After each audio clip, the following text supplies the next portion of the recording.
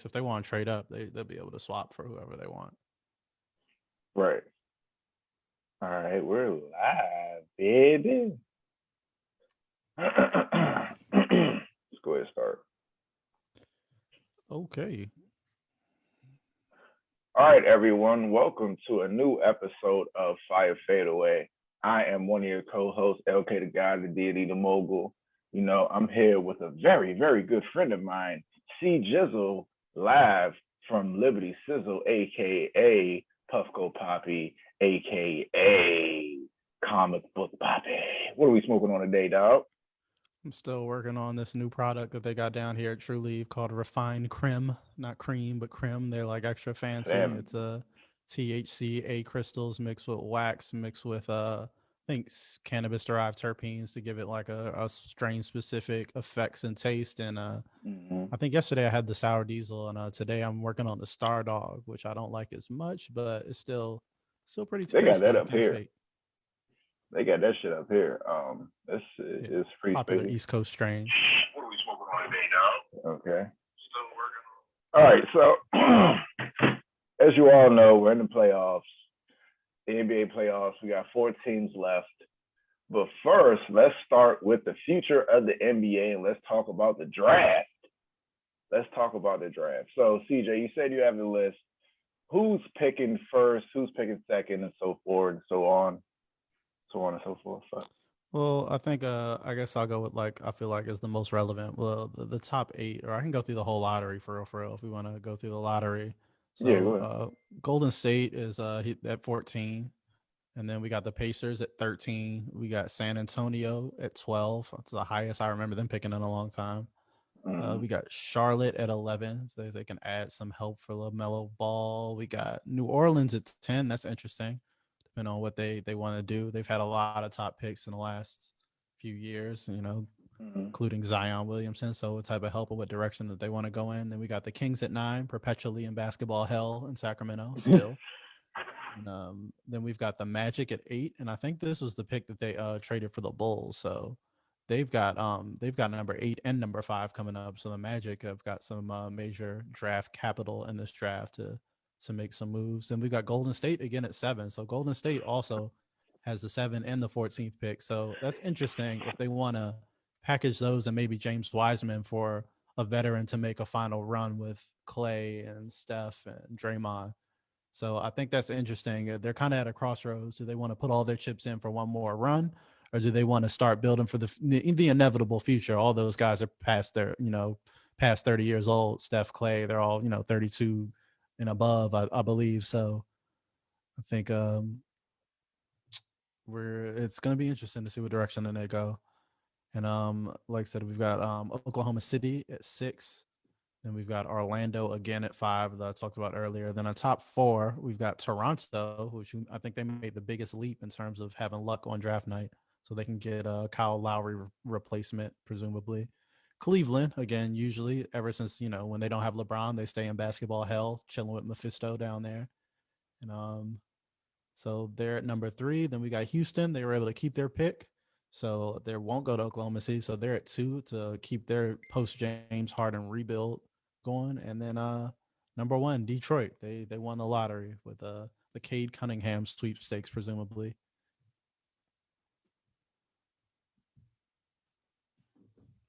I ain't got no audio from you, cuz. Can't hear you. Some technical difficulties. All right, can you hear me? Yeah. Now, the Cade Cunningham thing, it's interesting because he's definitely going number 1, despite what anybody says. He may go number 1. Or you see somebody else getting picked number 1 because they got bad scouts there, probably. Yeah, I mean, I don't know. It's just going to be interesting. It's about fit because I think Detroit, they even said I think they're willing to talk about, trading this pick if somebody is super high on Cunningham. Um they can possibly go up and get him because I don't it just really depends on a lot of things. It's really weird at the top of this draft because a lot of these teams we don't know what direction that they want to go yet. Are they going to go full rebuild? Like Detroit has got some promising young players. I think Kate Cunningham would slide right in perfect. You play him next to Killian Hayes and then have that be your backcourt going forward. Then you've already got Sadiq Bey, you've got Isaiah Stewart, you got Jeremy Grant. That's a five youngest starting five you can go forward with right there. So I think that's the safe no-brainer. But I would listen because they've still got Josh Jackson. They've got some other potential pieces in Detroit that they think they might be able to work with, and if they can get a king's ransom of picks for people that want to come up. But yeah, this is a really interesting because I think it's also a similar situation where number two at Houston, because they've got Christian Wood. Most people would go with Evan Mobley number two, but they're very similar style players. I feel like Mobley and Wood, and I don't know about the fit of putting those two next to each other. They just paid Christian Wood a bunch of money and he's like 25 years old or whatever he is, 26 or whatever. So I'm not sure with the fit there. I think there might be some trade possibilities for a lot of these teams up there. The only one I think is a lock really is number 4. If Jalen Suggs is on the board, I think you just grab your replacement point guard right there for Kyle Lowry, let him go on out the way for Toronto. But even Cleveland, I don't think Jalen Green would be a great fit if you're going to keep Colin Sexton. Now I've heard Colin Sexton trade rumors the last few days. I mean, obviously probably because of this, but do you keep the tiny backcourt of Sexton and Garland, or do you try to go with bring Jalen Green in there and maybe get the highest ceiling player in the draft? Jalen Green has got some crazy superstar potential as a scorer. How much of the Sexland duo have we seen? Like, do you think it's trending upward or just plateaued at what it was? I think they're still very young. I mean, they were trending upwards. They had some moments this season where they look like that Cleveland team could be something in the future. Like I said, they're still babies in comparison. I mean, they drafted Isaac Okoro. He showed some promise. They've got Jared Allen. But in terms of the backcourt, I just don't know long term if that backcourt is going to fit. I mean, Garland is still progressing as a player. Sexton made some big leaps. I mean, he had some big games and showed that he can be at least big time, scorer. But speaking of Sexton, Vic, our good homie Vic said Sexton has to go, and the duo has plateaued at trash. I wouldn't say trash. Sexton is a bucket. Plateau, yeah, but I don't agree. I don't know if that's a good duo going forward. Even initially when they put that duo together, a lot of people were scratching small as shit. Yeah, and just like, is that the backcourt you want to go with your future? And like, I don't think it's a great fit. Colin Sexton is known to be a player that plays really hard, but not the highest IQ and most efficient player. And the Garland has just been inconsistent. I mean, at best. I mean, he showed his talent, and I see flashes of why he was so coveted coming out, but he's just a small sample size, man. He's dealing with injuries a lot. He's still hasn't really, I feel like, progressed in a way that he's made any type of major leaps yet, So I don't think it's a trash backcourt, but like I feel the sentiments, I feel the skepticism, and I would also be shopping Colin Sexton as much as there's some positive aspects to his game. I don't know if that guy is what you want to build around in terms of being a winner, in terms of just his style of play.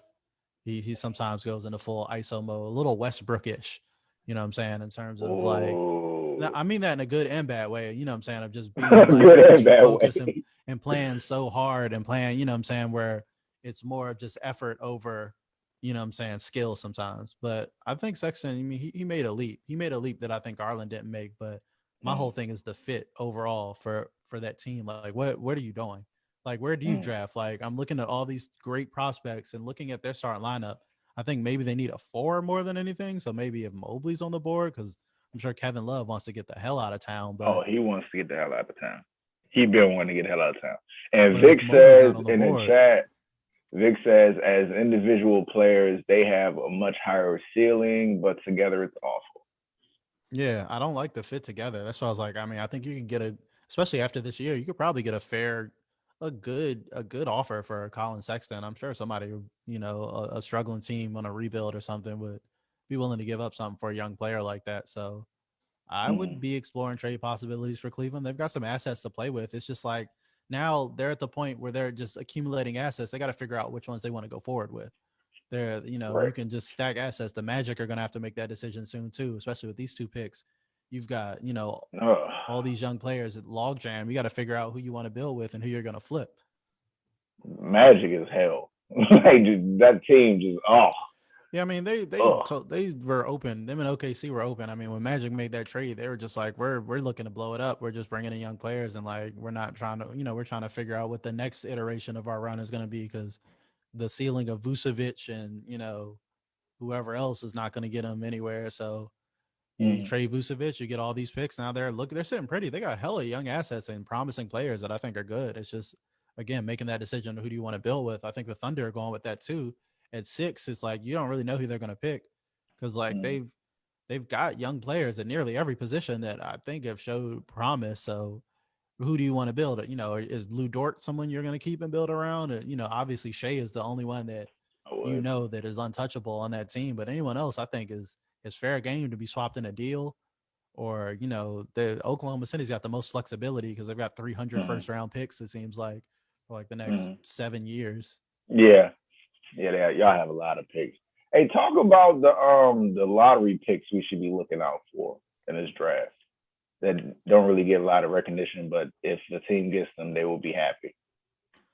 A lot of that I feel like is fit, because for me in this draft, I see 5 pretty much can't miss prospects where I was like, those guys are going to hit. I think that's your top 5: Cunningham, Mobley, both Jalen's, Green and Suggs, and then Kuminga.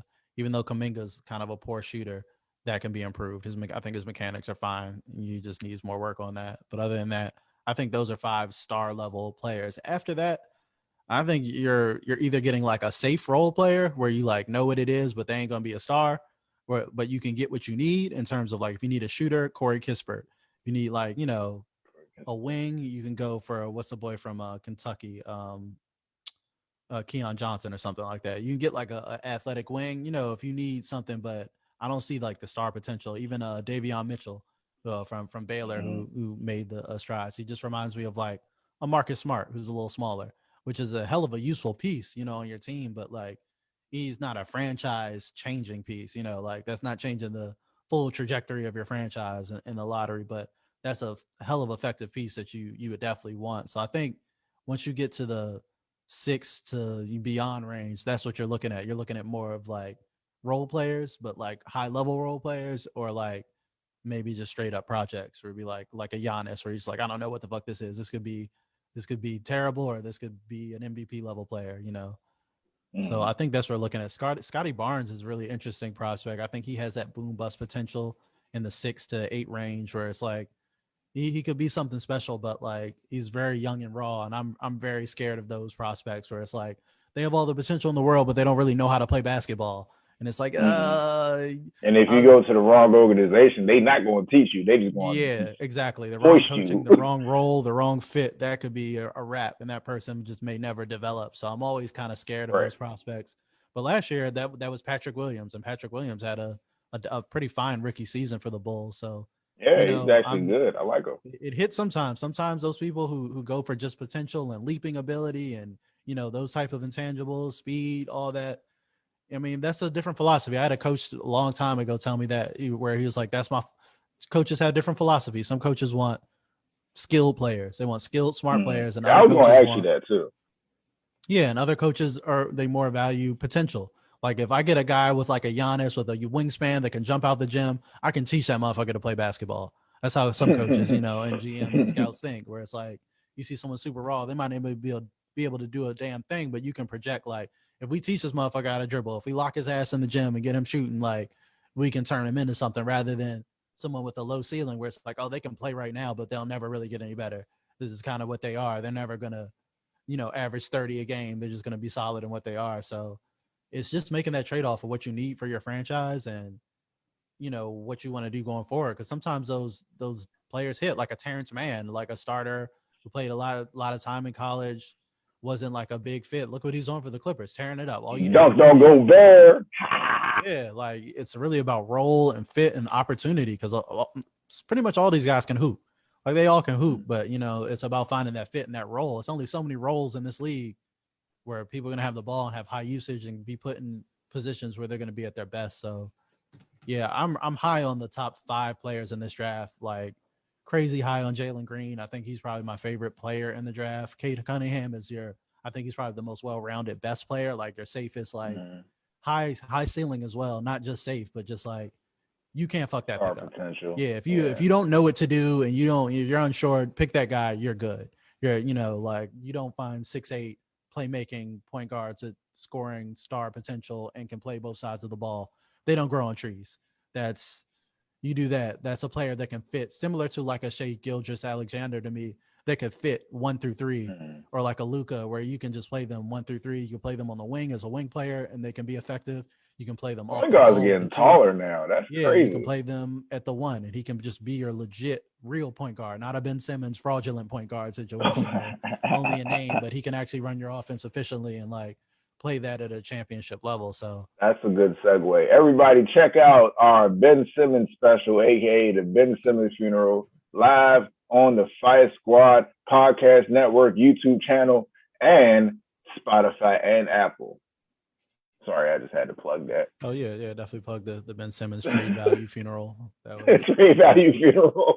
I was having a rough time, but yeah. Speaking of which, their asses got knocked out of the playoffs, and now we're the Eastern Conference Final. We've got the Cinderella Hawks, and they just Milwaukee just reclaimed their time against them in the last game because the Hawks have been stealing games all postseason, and they're outplaying their ability. Like they really are on some underdog shit, just winning gritty games and taking advantage of other teams' mistakes and loafing, and they're just getting it done. Nate McMillan, he needs to retroactively get Coach of the Year. Go take it from whoever. I forgot who got it this year off the top of my head. Take it out their office. Give it to Nate McMillan because dude is coaching his ass off for Atlanta, and he has got them playing. Trae Young is taking his game to the next level. From is he going to be a star? To shut the fuck up. This is a legit superstar in this league. Yeah, he's a there star. Ain't no question about it. He's the man's superstar.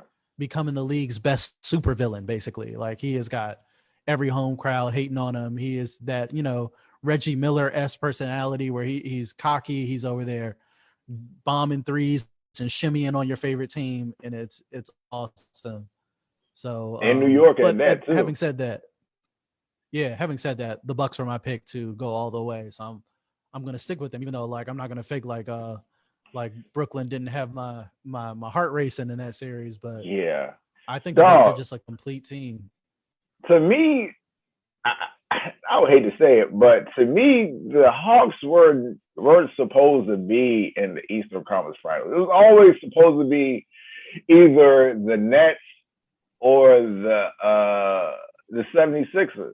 Like you said, they have gotten to this point, and you have to give them credit for it. But it's been a lot of other shit on the other side of the playoffs. Like, for example, Kyrie getting hurt, James Harden dragging his leg up and down the court for 40 minutes, and then you got the Ben Simmons debacle, which he kind of sunk their playoff chances.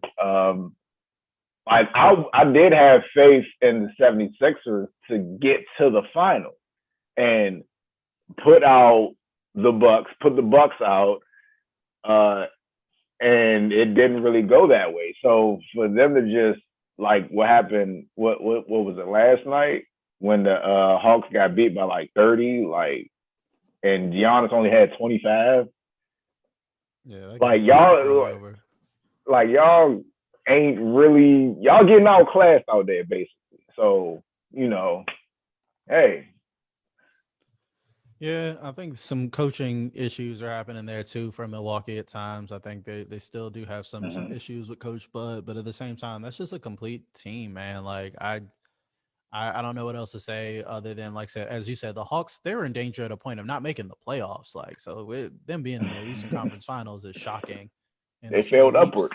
Yeah, the leaps that Trae Young has made under his new coach is crazy. Like I said, even his defensive intensity has picked up a lot in his, defensive side of the ball. But I think it is what it is. I think the Hawks have regained control of this series. I think the Hawks are going to continue. I mean, yeah, the Bucks are regained control, but the Hawks are going to continue to fight. Like they're just the team that doesn't go away. And if you start loafing, they're just going to be on your ass. So it's going to be, I think it's going to be a good series, but I think my Bucks will prevail because they've got more firepower.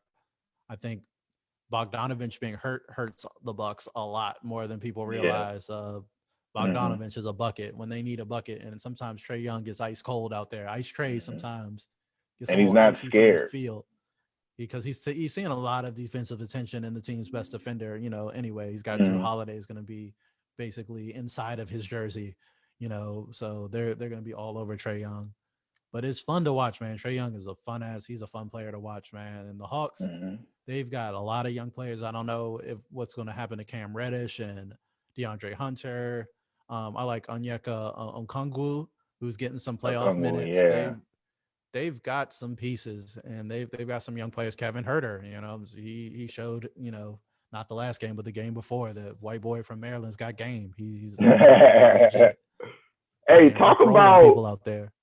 Talk about you mentioned Okongwu. Can you talk about Okongwu's ceiling? Like, what do you see Okongwu progressing to? Because I really like that player. I like the player. Like I said, I was surprised with the fit because they have Clint Capella that they would draft him, but he's just backing up Capella and taking those minutes when Capella's not in the game to play a similar role. Okongwu, I like the comparisons a lot of people have when he's coming out of Bam Adebayo. He's got like Bam type of ability to be elite defensively, good at the top of the key, extremely athletic, elite lob threat, but still he doesn't really have a lot of range on his jumper. So he's good, around the free throw line type range, but if he could extend that to the 3-point line, Okongwu could really be an issue. So I don't know if he works on his shooting a little bit.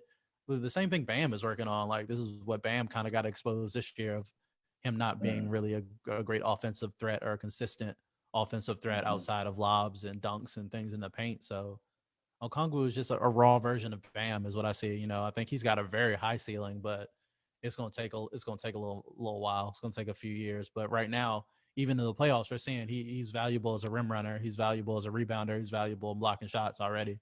So I think it's just the offensive side is going to take some time before he's really more than what he is now. But even what he is now is he's given them effective, meaningful playoff minutes as a rookie. So okay.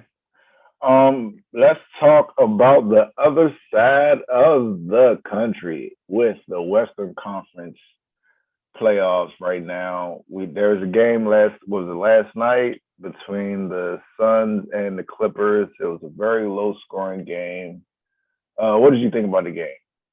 it's a real physical series, man. I'm really liking the physicality. Patrick Beverly is playing defense like a crackhead outside of a 7-Eleven and black Air Force Ones. Like, that man is just relentlessly aggressive, almost probably too much at most times. But he's giving Booker problems. Like, he's a good defensive matchup. The same way he was getting annihilated by Luka. But there was a conversation I saw a lot of people having that Luka and Booker, their games are very different in how they get their buckets. Like, Booker wants you off balance, and he wants you to react to his moves. He's got all the array of moves, and he wants you reacting to him. So Beverly getting up into him so early and swiping and reaching and disrupting him, it's really bothering him. And you can see it in Booker's finesse game. Rather, Luka, who also has a finesse game, he's more of a counter person because Luka has all the moves and skills. And from and the he's early bigger and and things like stronger that, too. he'll wait for you to react. So if you come in, he'll just spin the other way. You know what I'm saying? He's not as forceful as like, I'm trying to get this. Luka's like, I'm gonna get whatever the defense is giving me, where Booker is like, I'm a shred the defense to get what I want. You know what I'm saying? So like that different philosophy on offense, even though they're both skilled, very skilled, great offensive players. We saw Luka basically annihilated Beverly till he wasn't even in the rotation. Like, he wasn't even playing in games. And now Luka had Beverly on his hip. Minutes. Luka had Beverly on his hip the whole game. Like, you're not bigger than me. You're not stronger than me. Just here, take this hip. Take this hip. I'll be at the rim.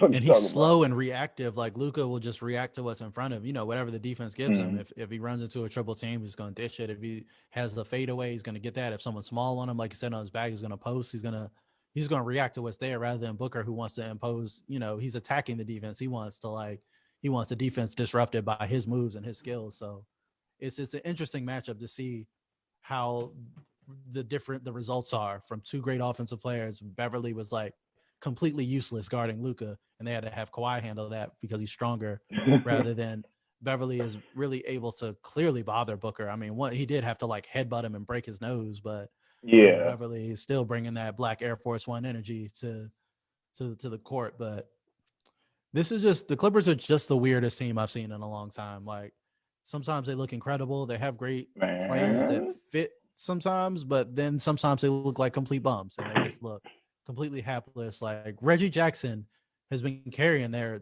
team really. Like without him, they would be dusted long ago. Like he's really stepped his game up. I think he deserves a lot of credit for just really elevating to be that team's second star when Kawhi has been out. Like Reggie Jackson, I've never been a huge fan of his game, but dude is hooping. He's hooping right now. But Paul George, man, pandemic P strikes again. No, CJ, no, He missed he that clutch free played throw, good. man. He went like Yeah, 1 of 9 from 3, man. Like, and he's a fraudulent superstar. He's a great player. He's a he's a skilled star. player. He's got superstar talent. But like when it comes, I've seen this man in the playoffs too many times, especially as a Thunder fan too. He just doesn't deliver in the playoffs, man. It's too many of these 1 for 7 from 3 games, or missing clutch free throws, shots flying off the side of the backboard when it counts. It's too much of that, man. Like, and if you're a superstar, if he is what he say, what he's supposed to be, what he's getting paid to be, especially with Kawhi out, when we're seeing what Durant did when his supporting cast was out. Paul George is just still, being Paul George, which is, like I say, he's a great player. I'm not saying like the man's not a walking 20 and 25 and 12 and, 7 assists or something, but like when that clutch shot that needs to go down or that clutch possession where he needs to take over, doesn't take over, that free throw that he needs to sink to ice the game, doinking it. Like, I don't believe in him as a superstar. He's a star, not a superstar. That's the way I exactly. Put it. He's Pippen. If he's a Pippen to Kawhi's Jordan, then that is what it is, and that's what we're watching. But when the games needed to get taken over, when they're really getting pushed against Dallas, it was Kawhi who took over those games. Paul George was chilling. He was taking a 3 here or there, make a play here or there, but he just doesn't seem like a player that performs very well under high pressure situations. And I can't rock with it. I can't pick them in good faith. As much as I want to keep picking them Clippers, like I will not. You gotta put the whole team, the whole franchise on Paul George. That's and even if they say, "Oh, because Kawhi's hurt," so what's up with all the load management? All that load management just for that man to be sitting in a press box. So like, don't give me that load management bullshit. Let's talk about that. He was in a press box, and that's not really important. But why is he in the press box and not on the floor with his team? Like, what is happening with that situation? Because I'm pretty sure Kawhi just has a long leash. This is a new superstar era. To sign Kawhi, I'm sure they had to make some concessions to Kawhi and his team. Like Kawhi was on top of the world in terms of his free agency, maybe that we've ever seen. The main player from a championship team, like the reason they got that ship was going into unrestricted free agency in his prime. Like there are teams that are willing to bend over backwards and suck their dick for Kawhi Leonard. That's basically what GMs are willing to do. So for the Clippers of all teams to get Kawhi Leonard, I'm sure like they basically told him he can do or have whatever the fuck he wants. Like that's basically the offer. He would have been the king of Canada if he stayed in Toronto. So I'm sure they had to, match that market value, that offer and be like, hey, look. And it came out last year with the little reports. I don't know how they're true. Or, Kawhi was showing up late to practice. They let this man live in San Diego and do all that shit. And it was rubbing players the wrong way. Well, when you're the superstar, one of 2 players that, are getting paid astronomical money and, are basically the championship hopes of the franchise and the face of the franchise and basically the face of supposedly making the Clippers relevant against the Lakers for the first time, then they basically going to let Kawhi do and say and have what he wants. And if he wants to be chilling in the press box with his family instead of next to his teammates, since he's clearly not a vocal spiritual leader of the team. So him being down there, it's not like he's giving people pep talks or he's pointing out X's and O's. So if he's not going to be doing that, Kawhi is a phenomenal player, but he's not a leader. Like that's not what leaders do. Well, like it's different types of leadership. I think he's just one of those lead by example types of people. Like I'm a lead by hooping and being the best player on this team, playing, but he's not clearly, he is not the vocal rah-rah. He's not that fiery. He's not the heart and soul of your team type dude. He's just a mercenary. That man carries himself like a merc. Like I'm here, they paying me a bunch of money to hoop, and I'm here to hoop. I ain't here to, build a family and culture and friendships and all this. Like I'm here to hoop, and that's Kawhi is just showing up. You can't build a family, culture, and friendships from the press box, though. He's in the press box. Well, that's what I'm saying. He's not concerned with that. He's concerned with just hooping. They're paying this man to show up and hoop, and I don't think he's concerned with building the culture of his, of the club. Not everyone's with that shit. The spiritual leader on the team is not always the best player of the team. Like it ain't like they people like Draymond are the heart and souls of their teams. It was Ish Smith yelling at the Wizards, getting them right in the playoffs when they're fucking up. It's not always your best player that is going to be the most respected, veteran or leader in your locker room. It should be, ideally, you want your best player to be the most respected person in your locker room, but it should be. I think niggas respect Kawhi, but yeah, he's not a vocal person. It's his personality. It just seems like we've seen this man enough over the years that he's not a talkative out there, type of dude. He shows up to hoop, and when he does, he does. He hoops. So you take that. I mean, it might not be ideal, but you'll take that to get Kawhi Leonard on your team when it's only maybe 5. He's a top 5, 10 player at best. Even if you're sipping haterade, you're not gonna have Kawhi out your top 10. Yeah, he's top 5. Unless you're like my dad, who says Kawhi's not top 5. Like, come on, Dad. He's definitely top 5. I mean, he's just not a leader, but he's definitely top 5 best player in the game. So it looks like we're about to have Bucks versus Suns finals. Bucks versus Suns. How you feel about the matchup? Interesting. I think this could be the Chris Paul finals. That he finally gets his ring. He might be able to go on top of the world. Phoenix was always a dark horse team that I feel like they were always had some potential to do this. Like they had all the pieces, and I saw what Chris Paul did with OKC, just a dumpster fire of pieces that didn't even fucking fit. They weren't even trying to win. They were just bringing in value to try to trade and flip niggas later, like a drug dealer. Sam Presti out here flipping niggas out here, but like. He got them to the playoffs, and they were better than they were the year before when they had Westbrook and Paul George, when they just had Chris Paul. So seeing that and then seeing what they had in Phoenix in terms of that's crazy. They got the young superstars. They get a couple veterans like Crowder in there, and just knowing the Chris Paul effect, the key was DeAndre Ayton. And DeAndre Ayton has taken the step that we all felt that he could take as the number 1 pick, where it's like, oh, he's dominant out there on both ends. Rather than he's inconsistent on defense and he's got some offensive potential to 19 and 22, last night or what it was, like just dominating the boards, dominating at the rim, controlling the conversation at the rim in an extremely physical series. So, and his offensive game is coming around. That turnaround, he's got a little hook shot, got a little, he's got some moves, you know what I'm saying, already. So Ayton is showing that he belonged at the top of the draft where he was drafted. I know everyone's talking about the Suns could have had Luka, but this was about fit. They didn't want to fit Luka with Booker because they already invested in the perimeter and they needed somebody to anchor the center. And damn, they look smart now. Chris Paul was all they needed to get young players right. Devin Booker is taking a leap. DeAndre Ayton is taking a leap. Cameron Payne 2 games ago put up 29 and 9. So like the left hand too. Bench fodder in this league is up there starting, and Chris Paul has got him right. So players are just, even the young players like Cam Johnson, they're out there. Mikal Bridges. So Chris Paul just has. He took a leap too. A huge leap.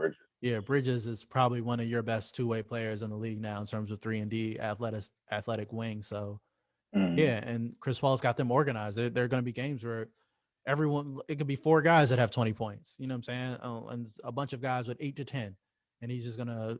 You never know how that team's gonna hurt you. They just play such beautiful basketball the right way. I really love watching them operate, especially when Chris Paul is out there just getting to his spots, making sure everyone's at their spots, just playing just maestro, just next level basketball IQ shit. Point guard. He's point guard stuff. Point guard. Come on now. You did say this is Chris Paul's final, so that means you think the Suns are taking the chip this year? No, I mean, I'm gonna stick with my pick of the Bucks. You know what I'm saying? But I wouldn't be mad at it. If Chris Paul won, Giannis will be back. Giannis is still young, so I'm sure he'll have other opportunities, another crack at it as the next generation gets older, and we're gonna the LeBrons and the Chris Paul start to retire. It's Giannis's league, really. Forget how young he is, and he's already won an MVP. He's already in the finals. He's already decorated player. So we'll see what happens. I think the Bucks are more. I don't know, man. That's a very, very, very interesting finals, honestly, because you got 2 superstars. You got Booker. You got Giannis. You've got Holiday. You've got Paul. It's gonna be interesting. I I'm gonna stick with my pick just for sheer consistency, but it could go either way, man. I think it's gonna be fun. Who do I got? I would like to see Chris Paul get his first ring, well, first and only ring, but I think the Bucks may win. Bucks in 6. Bucks are huge, man. They're solid, man. That size and Yeah. like, there's still no answer for Giannis in transition. So if you have a bad shooting night, that can really just affect how well Giannis plays. Because if Giannis is having to play in the half court most of the game, he's going to be far less effective. But there's still just no answer to him in the open court. Like, you can't stop this man from taking 2 Euro steps and dunking from like the half court. Like 2 Euro steps. Yeah, there's no defense for that. So if you start having an off shooting night, they start getting those long rebounds and getting running. There's nothing you can do at Giannis. Like, still, even with his weaknesses and the flaws in his game, like, you have to basically lock them into a half court offense and see what that, see how that gets you. And they still have Middleton, and Middleton is really the X factor, because if he looks like, store brand Kevin Durant when he shows up sometimes, then you're gonna have an issue. But sometimes he'll show up and have these 6 for 23 nights, and then he looks like came from the G League, like which he did, which is not a slight, but he looks like not a superstar, but they're nice for Middleton. Looks legit. Oh, I got Patrick Jacobs in the chat says Paul George is becoming the third option on that team, and Bucks in 6. Yeah, I can see that. Like I said, I was talking about Reggie Jackson, man. Like, Paul George is incredibly passive on offense sometimes. And sometimes, like I said, in high pressure situations, like, I don't see him take over. I don't see him be like, clear out, give me the fucking ball and let me win this game type shit. It's always kind of like, it's always shaky. I'm always like, in the back of my head, like, I don't trust this. I just don't. Man, missing those 2 free throws, man. I was like, nigga, are you fucking like, I be caping for this nigga. Now I gotta argue for you for missing 2 free throws. Thanks a lot, you gotta Paul. drill that. Like, it just is what it is. Like, those are just free throws you gotta drill, bro. Like, especially with your reputation, everyone's gonna be looking sideways of, are you playoff P or are you pandemic P? We're trying to figure it out. And he was playoff P a couple games ago. He showed out. And then all of a sudden we're back to like 1 of 9 or whatever it was from 3 and missing 2 clutch free throws. And it's just the optics. He missed that free throw and Steve Ballmer's head just sinks into his seat. And it's like, that is not the reaction you want from your superstar player when he's going to the line to seal the game for you. That's not the reaction you want from the owner. That doesn't mean you about to get traded. Already gave up a ransom for him, like 7 first round picks, and Shea from y'all. Yeah, that's what I was like. Shit. Oklahoma City is sitting pretty, being able to do whatever they want in the next like 5 drafts, and then they got Shea. Like, Shea was putting up 24 points a game, like 24, 5 and 5 before he got hurt this year. So, and looking amazing doing it. So, and he's younger. So you've got like a 22-year-old building block for your franchise, all the picks you can ever want, and you give up Paul George. I'm cool. I think we won that trade. Yeah, damn, it's sad, man. I really do think either Paul and Kawhi are both leaving in the off season. At least one of them is leaving. That's what I'm calling it. At least one of them's leaving. That's my reckless speculation prediction. I think at least one of them is leaving next season.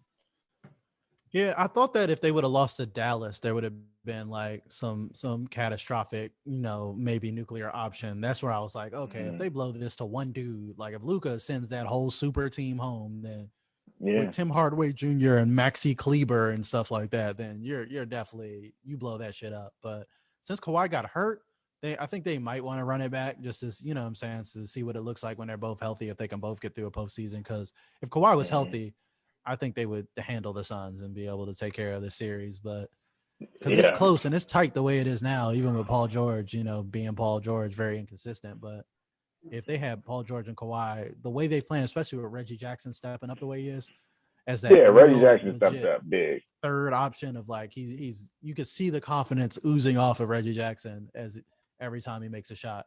So that's going to be important for them going forward to have a dynamic third option like that. Zubac is hooping. Like, they've got players, and like I said, Terrence Mann, they're a weird team, man. Even Luke Kennard, when he's played, has played pretty well when he's come in there, even though some games he's just completely just riding pine. But so they're just a weird team. Cousins will come in and give them something sometimes, and sometimes they're just such a weird team. So used to I like just don't know Cousins a what to lot. expect from them. But if they were healthy, I think they would definitely have come out of the West. But might be You're Chris right. Paul's years. This is a reverse injury bug. The I really basketball hope gods have Chris cleared the Paul win, way. man. All the hammies he's pulled in the playoffs and whatnot. Like Yeah. basketball gods are like, it's your time finally. He had to go up against a Greek god though. All right.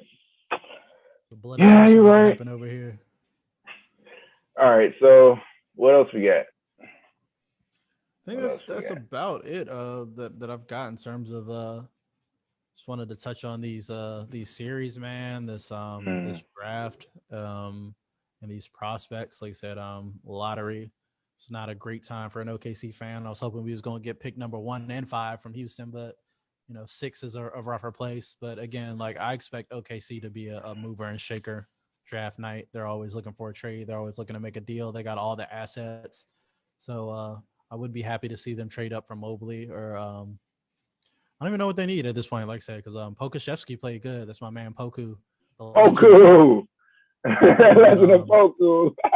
He's a long way from being able to play in the post, even though he's 7 feet. So he's still only good as like a small forward on the wing. But even though he's 7 feet, hey, y'all didn't say that to KD. Come on now. He didn't. Yeah, but he hit. Poku has some serious potential, man. People laugh at him because he looks like McLovin, a 7-foot version, but that man can hoop, bro. Like the skills are there. He was a nuclear option. He was one of my favorite players in the last draft because it's just like he's from the same obscure Greek league I think Giannis came from. So nobody even knew he was playing against like middle schoolers in his film, and it was just like, well, this competition is obviously like like Grace Brethren Christian school competition level that we're going up against. Like Grace so, Brethren. like this man's like it was hard to project, but all you saw was a 7-footer who was like, pulling up behind his back, threes, behind the back passes, a little bit of handle. So you're like, this is intriguing. Wait a minute. Like, I'm not saying he could be anything, but maybe in 4 years or something. Like, I'd like to see it. Yeah, this could be a Giannis situation where this is just a project, but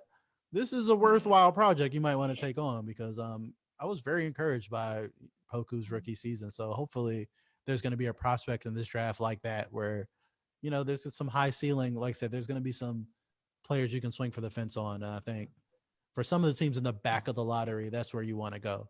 Like, I don't really want a safe player. If I was bad enough to be that high in the lottery, I'm not looking for a Corey Kispert or somebody, even though it's a good player, as you get yourself an elite shooter or something. But like, I'm swinging. I want a Giannis. You might turn into nothing, but MVP. I want the high ceiling players is what I'm going for. So I'm a draft nut. Obviously, I'm all into that shit, and it's gonna be great to see how it goes because, like I said, at the top 3, it's very, very. I see a lot of trade potential. It's a lot of dubious fits for these players at the top.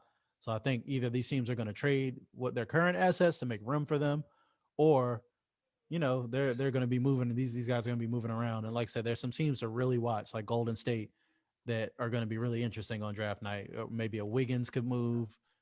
My whole thing is, maybe bring in Ben Simmons. That might not be a bad fit for the Warriors, man. Depends on what Ben Simmons' trade value is looking like right now. If they really want to part ways, I don't know. You give me Jordan Poole. Oh, they're looking to part ways. He's the fuck some about pieces. it. You give me 2 first-round picks in this draft. I might be willing to listen. But Philly is in a tough place because they don't want assets back for Simmons. They need somebody with Embiid's championship window. You need somebody who's going to win now. You need somebody who's like legit ready to play. You don't need somebody who might be ready to play in 2-3 years. And you don't know what Embiid's kneecaps and back are going to look like. So yeah, I just don't know what deal Portland would accept for Dame. You'd probably have to trade your whole franchise for Dame. Give us every first round pick till 2030 and Ben Simmons. We'll do it. You'd have to give up a whole foundation for a team. And I think the only time that's really worked, I think, in recent memory was the Lakers, where they gave up their future for Anthony Davis, but they got a ring for it. So it's like you can't say it was a bad decision. And their future doesn't look as bright now because now they have no assets. And now there's like, who are they going to bring in? Like, who are you going to trade? Kuzma? Like, what I'm saying? Like, who is the young player? Players that are attractive on the Lakers roster that I would trade for. I only see like 2, like Kuzma and Talon Horton Tucker. Only pieces that are like intriguing to me that I would want back, but other than that, their roster is LeBron James and Anthony Davis. I don't want anything other than that on the roster. So Yeah, that's it. once those guys sail into the sunset, they're going to have a tough time reloading. And the same thing is happening with Dallas. Like Dallas, they fucked up on that Porzingis trade, and now they've got a max level player who averaged 12-5 in the playoffs, and it was a defensive statue, and that you're going to have a hard time moving that. So now it's like, who's going to team up with Luka? Like, it's going to have to be a free agent, and then they're going to have to, still clear out some money because how are you, Tim Hardaway Jr. is a free agent. He has some value, but how much are you getting back for Tim Hardaway Jr.? Not a game franchise changing piece. You're not getting a superstar. KP was that piece. He was supposed to be like, this is the foundation. And now your foundation's faulty. And now that it's looking grim in Dallas. So Luka's going to sign that Supermax and get his money. But after that, like, how do you keep him? You got to get some help in there. And I don't know how you do that with the assets that you have other than, small pieces. So it's going to be interesting to see. Like, my dream situation is to get Giannis and Luka on the same team. I want to see that. I can see that happen. I can actually see that happening one day. I don't know if Giannis going to leave or Luka will leave, but I can see them playing together. Right now, I think it should be Luka, like I said, because, you know what I'm saying, maybe you get a package for like Middleton, Holiday, trade the house. And if they come up short, if the Bucks, don't like the direction they're going, but that's going to depend on how things go in the rest of these Eastern Conference Finals. If they can get to the promised land, I'm sure they're going to keep the formula together. But if not, I'm always looking to wheel and deal. So it's going to be interesting. The playoffs and the offseason, we're going to have some fun stuff, and current players that are going to be on the trade market, presumably like Zach LaVine and maybe Bradley Beal. So, the Bradley Beal deal. Oh shit. Yeah. What are the Wizards going to do with Bradley Beal? I mean, what are the Wizards' prospects for the future? They just got annihilated and smoked out of the first round of the playoffs, and where do they go? Is this team a team you think can make a leap with the way it's constructed now? I honestly don't think so. I would sell high on Beal. I think you can get a king's ransom for Bradley Beal right now. He's averaging over 30 points a game. He's arguably the best shooting guard in the league. I don't know. Ben Simmons. Yeah. I mean, that's if you build a team around Ben Simmons, I think he could be effective. You just have to put 4 shooters around him. So I don't think Ben Simmons should be given up on yet. It's just about fit. Again, like I don't know where he goes that a team is going to be willing to tear it down unless you say like he goes to basketball hell in like Sacramento or something. even still, they got some pieces that are worth building. Like Fox had a good year. They got Halliburton. So I like Hield. I like Buddy Hield. Yeah, however old he is, I like Buddy Hield. Yeah, right. Man, I'm like 2 years really older. Old. Just nobody. Let's not make a big deal out of it. All right. Is that everything? I think we covered everything. Yeah, it's about everything, man. All right. Thank you, everyone, for joining us on a new episode of Fire Fadeaway. Like I said, I am your host, LK the God's Deity, the Mogul. I have been with C Jizzle live from Liberty Sizzle, aka Puffco Poppy. Everybody, we have merch for sale. Go buy some. We also go like, comment, subscribe on YouTube, and leave a rate and review on Apple Podcasts. That's how our algorithms get better and we get more fans and sponsorship. Thank you, everybody, for joining us. This has been Fire Fadeaway. Tell someone you love them. Gang.